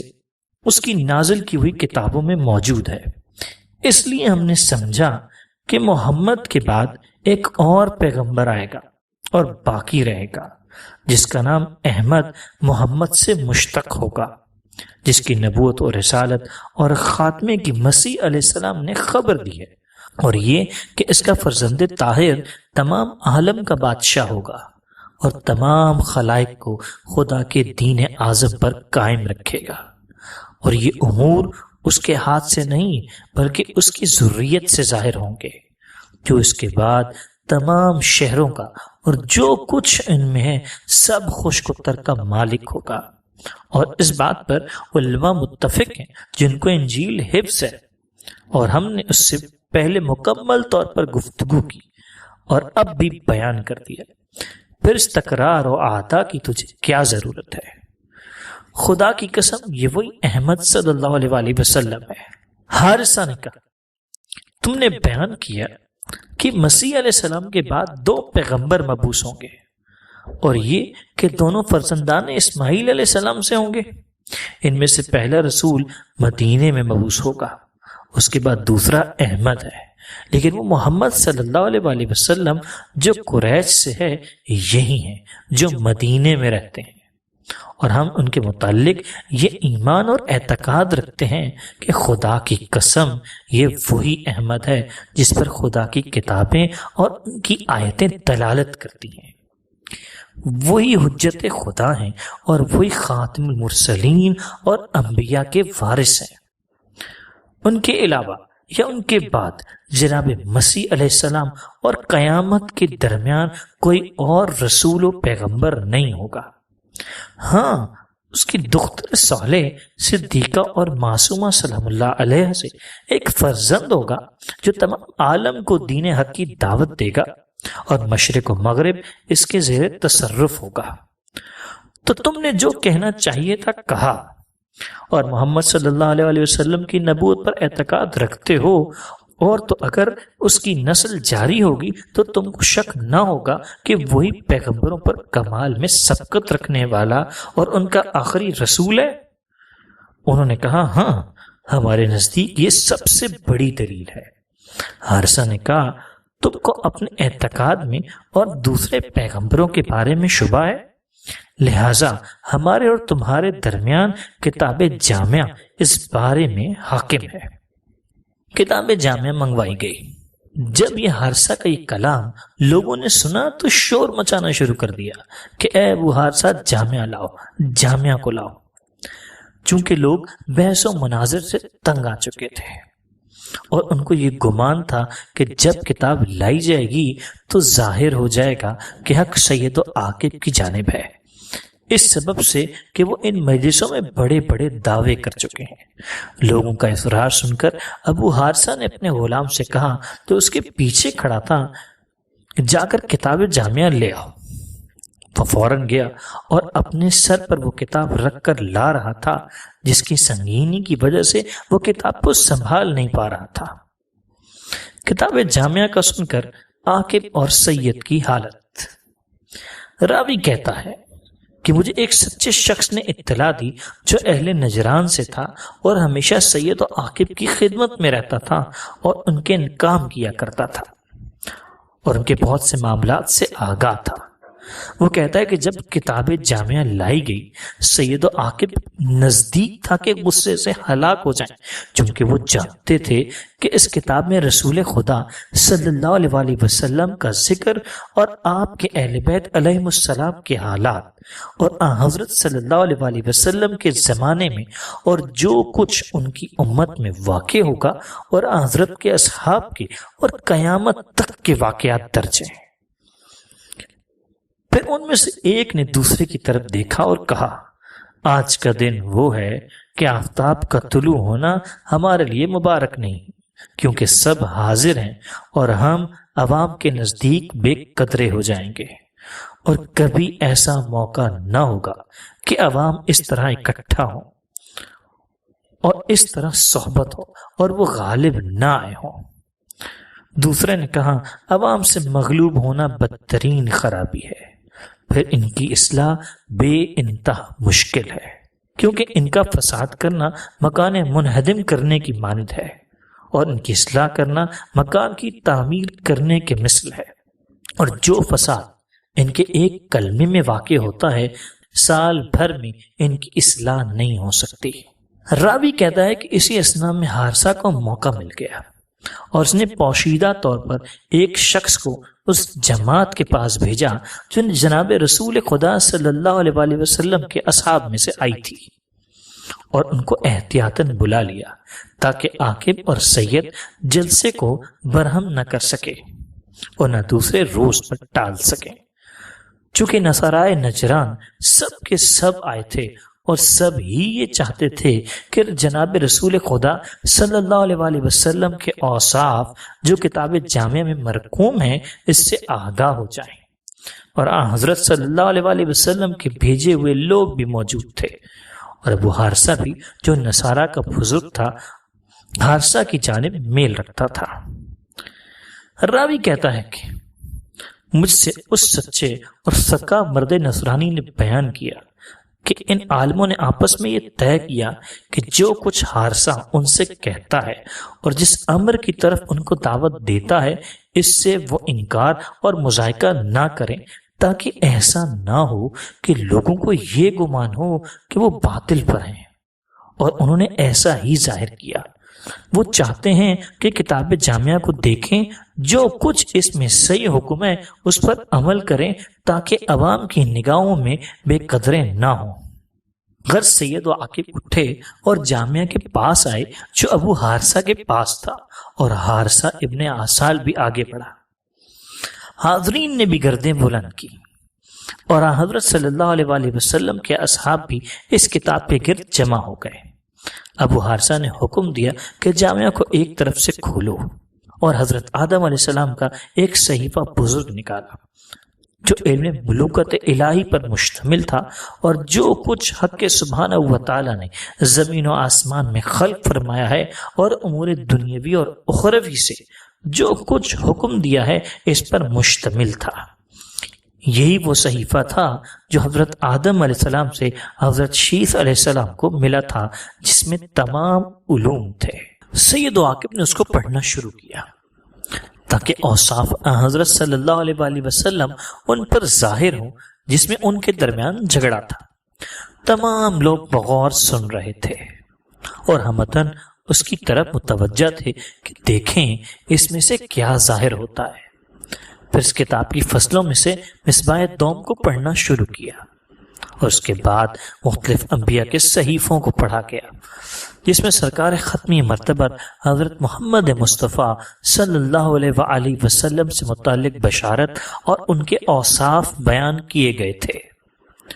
غرض جب سب لوگوں نے حضرت رسول اللہ کے اوصاف جو خدا نے جناب عیسیٰ علیہ السلام سے بیان فرمائے تھے اور آپ کی تعریفیں اور آپ کی امت کی بادشاہی کا تذکرہ اور آپ کے اہل بیت و ذریت علیہ السلام کے حالات پڑھے تو سید و عاقب پشیمان اور شرمندہ ہوئے اور بحث ختم ہوئی۔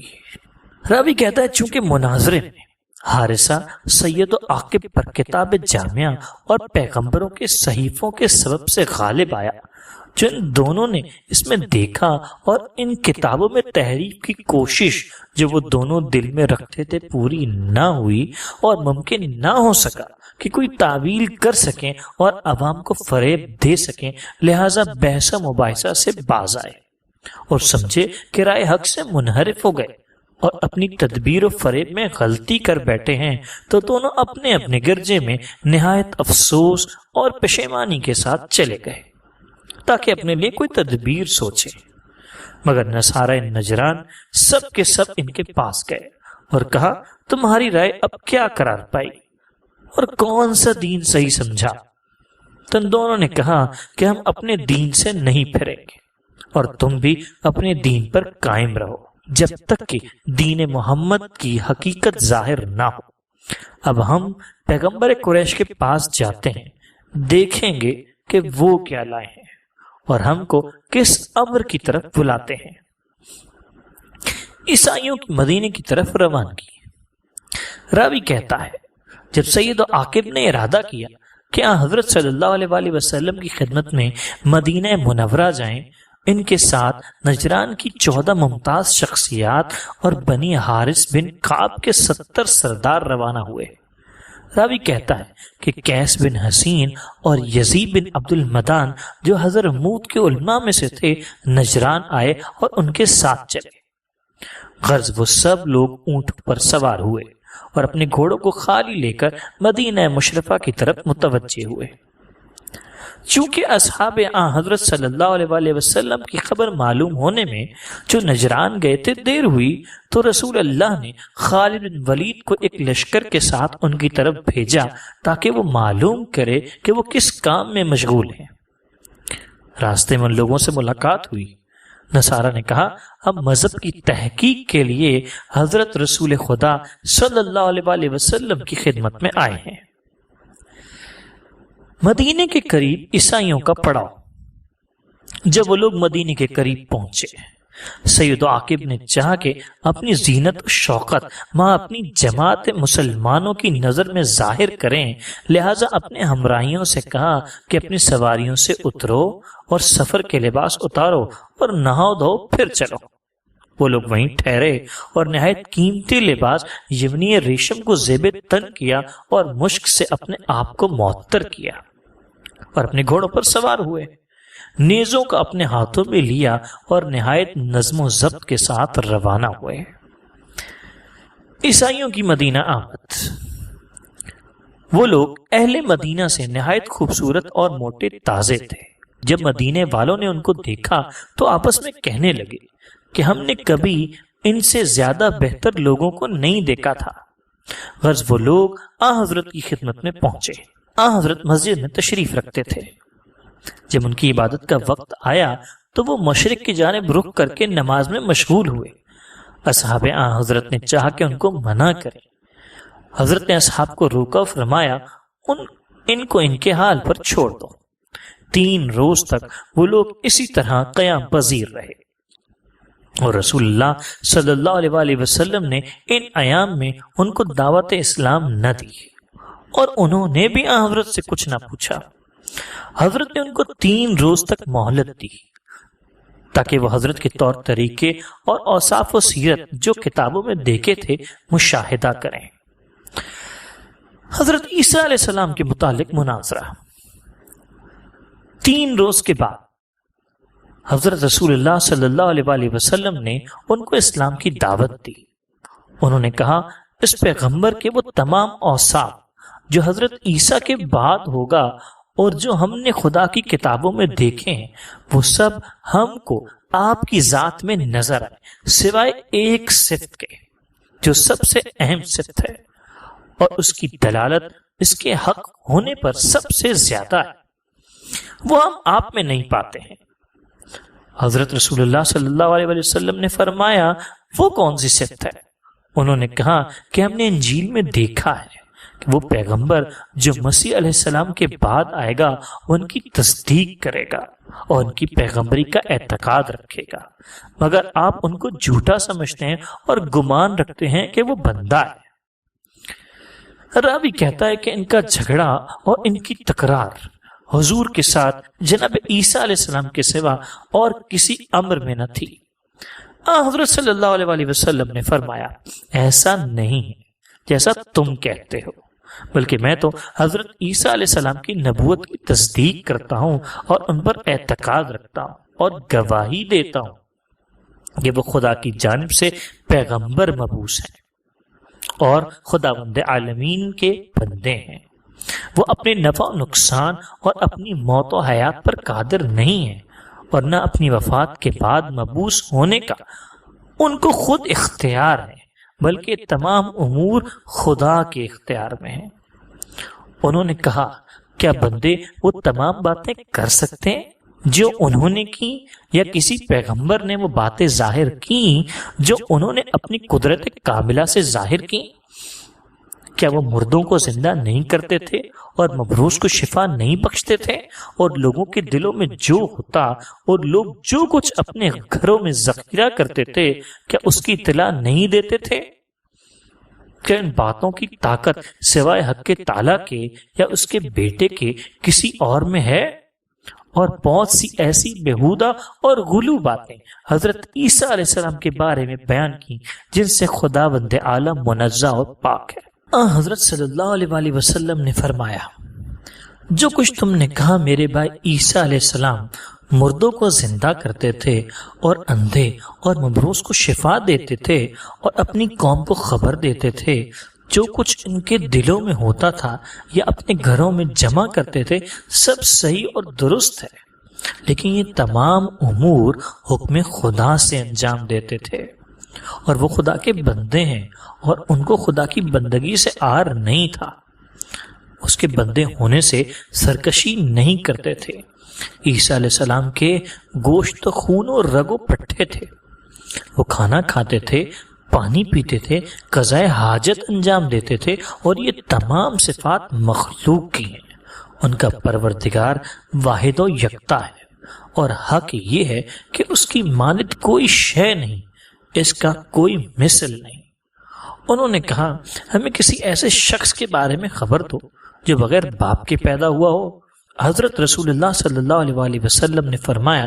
حضرت آدم علیہ السلام کی خلقت حضرت عیسیٰ علیہ السلام سے زیادہ عجیب ہے کہ وہ بغیر باپ اور ماں کے پیدا ہوئے، اور خدا کے نزدیک کسی کی خلقت آسان یا دشوار نہیں ہے، کیونکہ اس کی قدرت اس درجے اور اس مرتبے پر ہے کہ جو کچھ چاہے ایجاد کرے، وہ کہہ دیتا ہے کہ ہو جا تو وہ موجود ہو جاتا ہے۔ پھر حضرت نے اس آیت کریمہ کی تلاوت فرمائی، یعنی عیسیٰ علیہ السلام کی مثال خدا کے نزدیک حضرت آدم علیہ السلام کی سی ہے کہ خدا نے ان کو خاک سے پیدا کیا اور اس سے کہا کہ ہو جا تو وہ ہو گئے۔ مباہلے کی پیشکش۔ انہوں نے کہا عیسیٰ علیہ السلام کے بارے میں ہمارا جو اعتقاد ہے ہم اسی پر قائم ہیں، اس سے پلٹ نہیں سکتے، اور آپ صلی اللہ علیہ وآلہ وسلم کی باتوں کو عیسیٰ علیہ السلام کے بارے میں نہیں مانتے۔ آئیے ہم اور آپ مباہلہ کریں۔ آپ صلی اللہ علیہ وآلہ وسلم اور ہم میں سے جو جھوٹا ہو اس پر اللہ کی لعنت ہو، کیونکہ مباہلہ اور لعنت کرنا جلد تر عذاب الہی کا سبب ہوتا ہے،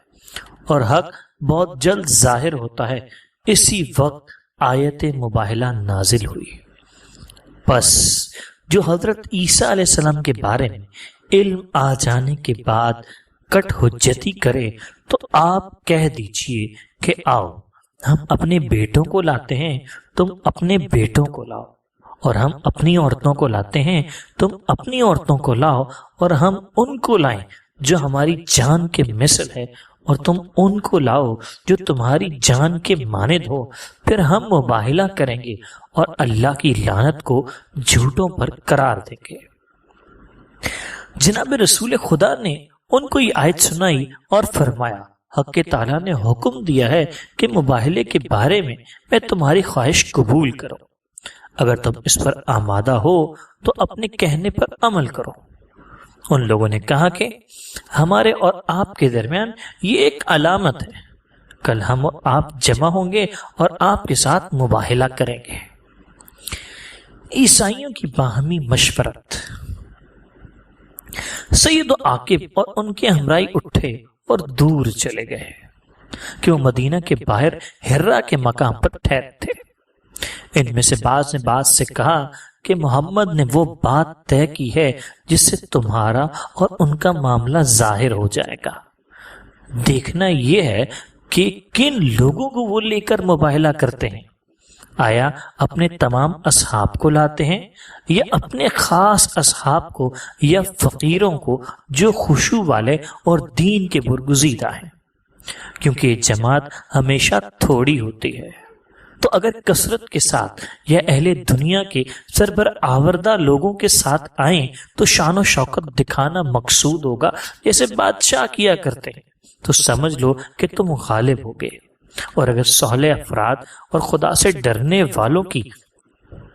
مختصر جماعت کو لائیں جو پیغمبروں اور خدا کے برگزیدہ لوگوں کا طریقہ ہے، تو ان سے ہرگز مباہلہ نہ کرنا، کیونکہ یہ تمہارے اور ان کے درمیان ایک علامت ہے۔ لہذا دیکھو کہ وہ کیا کرتے ہیں، بے شک انہوں نے اپنا عذر تمام کر دیا ہے کہ ان کو کوئی خوف ہے۔ پھر حضرت صلی اللہ علیہ وآلہ وسلم کے حکم سے دو درختوں کے درمیان راستہ درست کیا گیا۔ دونوں گروہ کی مباہلہ کے لیے روانگی۔ جب دوسرا روز آیا تو حضرت صلی اللہ علیہ وآلہ وسلم ایک سیاہ ہلکی ابا لائے اور اسے دونوں درختوں پر ڈال دیا۔ عاقب السید نے دیکھا کہ حضرت تشریف لائے ہیں تو وہ بھی اپنے ساتھ دو لڑکوں کو، جن میں سے ایک المحسن اور دوسرا عبد المنعم تھا، اور اپنی عورتوں میں دو عورتوں سارا اور مریم کو ساتھ لائے، اور نصارہ نجران اور سواران بنی حارث بن کعب بھی بہترین لباس پہنے ہوئے باہر نکلے۔ مدینے کے رہنے والے مہاجر و انصار اور علماء بھی زینت کیے ہوئے آراستہ و پیراستہ آئے تاکہ دیکھیں کہ کیا انجام ہوتا ہے۔ حضرت صلی اللہ علیہ وآلہ وسلم پہلے اپنے حجرے میں تشریف فرما تھے، یہاں تک کہ کچھ دن چڑھا، پھر اسی شان سے کہ علی علیہ السلام کا ہاتھ پکڑے ہوئے تھے اور امام حسن اور امام حسین علیہ السلام کو اپنے آگے اور جناب فاطمہ زہرا سلام اللہ علیہ کو اپنے پیچھے لیے ہوئے روانہ ہو کر انہی دونوں درختوں کے نیچے آئے اور اسی شان سے اس چادر کے نیچے کھڑے ہو گئے، اور سید عاقب کے پاس ایک شخص کو بھیجا کہ مباہلے کے لیے آئیں جس کے لیے مجھے بلاتے تھے۔ وہ لوگ آئے اور کہا کہ کن لوگوں کے ساتھ آپ ہم سے مباہلہ کرتے ہیں؟ حضرت رسول اللہ صلی اللہ علیہ وآلہ وسلم نے فرمایا، اہل زمین میں سب سے بہتر اور خدا کے نزدیک سب سے بلند و عزت والی ہستیوں کے ساتھ، اور رسول اللہ اپنے اہل بیت علی و فاطمہ اور حسن و حسین علیہ السلام کی جانب اشارہ فرمایا، کیا آپ انہی کے ساتھ ہم سے مباہلہ کریں گے؟ سید عاقب نے کہا، ان بزرگوں اور ممتاز شخصیات کو جو آپ پر ایمان لائے ہیں ان کو ساتھ نہیں لائے؟ آپ کے ساتھ یہی ایک جوان اور ایک خاتون اور 2 بچے ہیں، کیا انہی کے ساتھ ہم سے مباہلہ کریں گے؟ حضور اکرم صلی اللہ علیہ وآلہ وسلم نے فرمایا، ہاں، آیا میں نے اس سے پہلے تم کو خبر نہیں دی تھی؟ اور مجھے انہی لوگوں کے ساتھ مامور کیا گیا ہے، کس خدا کی قسم جس نے مجھے مبعوث کیا میں تمہارے ساتھ مباہلہ کروں۔ یہ سنتے ہی ان کے چہرے زرد ہو گئے اور اپنے ساتھیوں کے پاس واپس آئے۔ ان لوگوں نے پوچھا کیا ہوا؟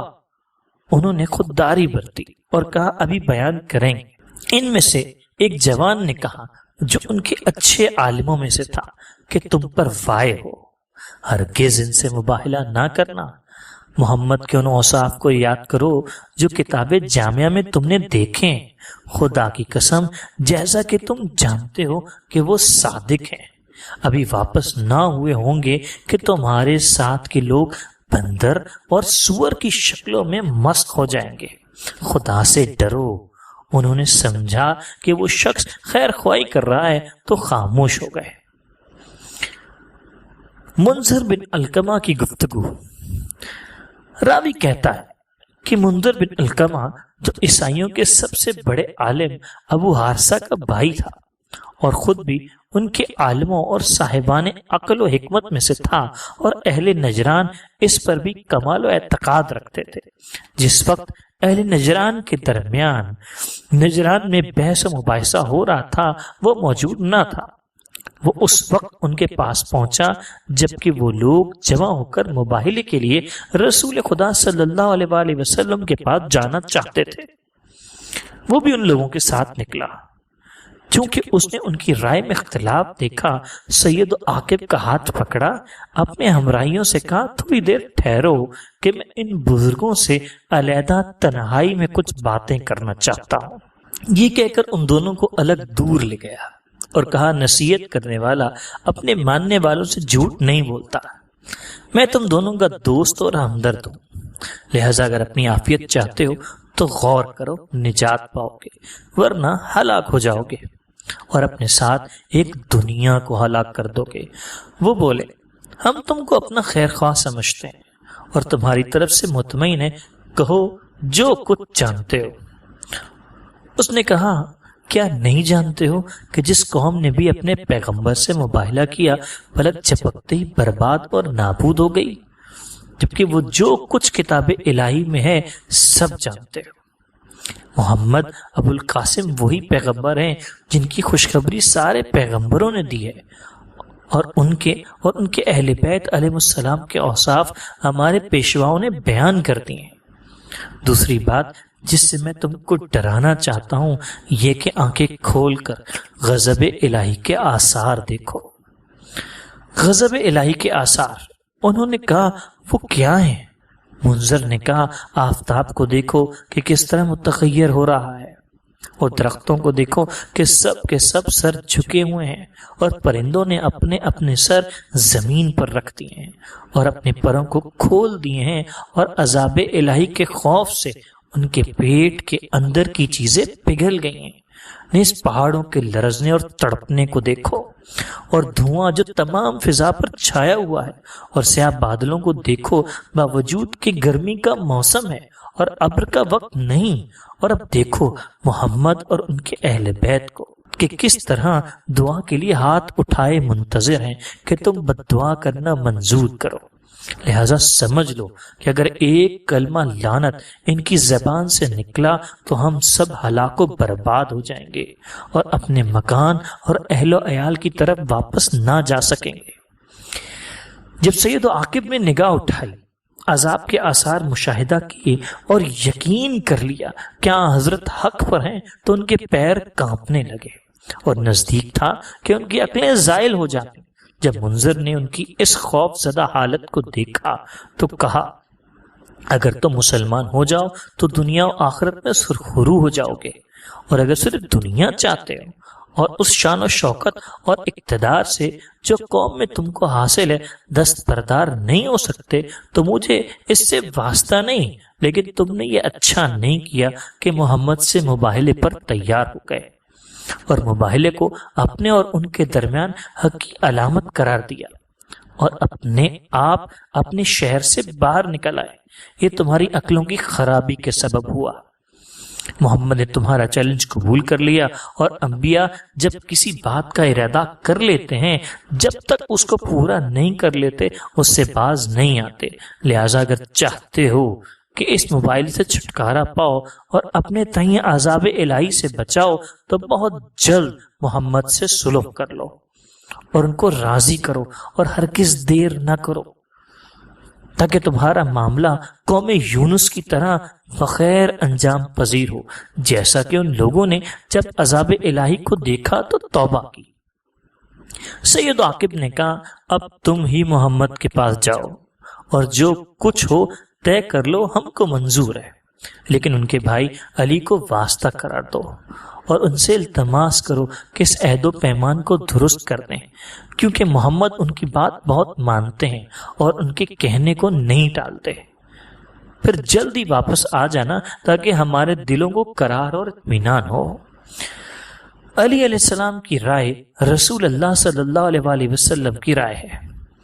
منذر جناب رسول خدا صلی اللہ علیہ وآلہ وسلم کی خدمت میں روانہ ہوا اور حاضر ہو کر کہا، السلام علیکہ یا رسول اللہ، میں گواہی دیتا ہوں کہ خداوند عالمین کے سوا کوئی خدا نہیں ہے، اور آپ اور جناب عیسیٰ علیہ السلام دونوں اس کے بندے اور رسول ہیں، اور وہ مسلمان ہو گیا۔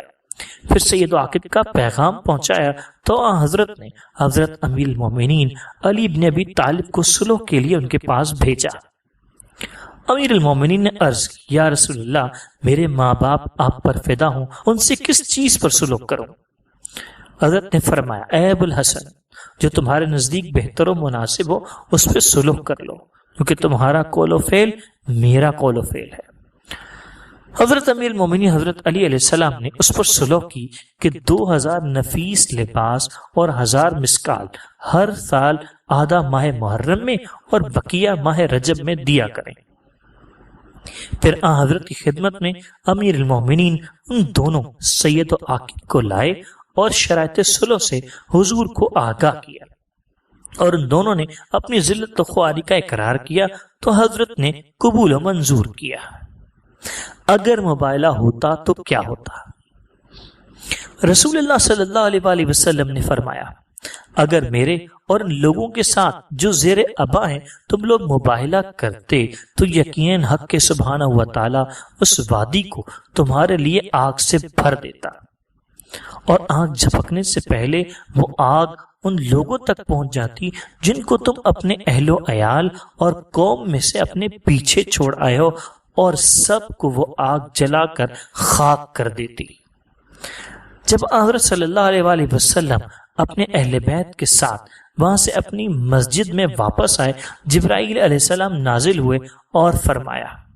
اے محمد، حق سبحانہ و تعالیٰ آپ کو سلام کہتا ہے اور فرماتا ہے کہ میرے بندے موسیٰ و ہارون اور ہارون علیہ السلام کے دونوں فرزندوں نے اپنے دشمن قارون سے مباہلہ کیا تو خدا نے قارون کو اس کے اہل و عیال کے ساتھ زمین میں دھسا دیا، اور ان لوگوں کو بھی جو اس کی آنت کرتے تھے۔ اے احمد، اپنی جلالت و عظمت کی قسم کھاتا ہوں، اگر تم اور تمہارے اہل بیت تمام اہل زمین کے ساتھ مباہلہ کرتے تو بے شک آسمان ٹکڑے ٹکڑے ہو جاتا،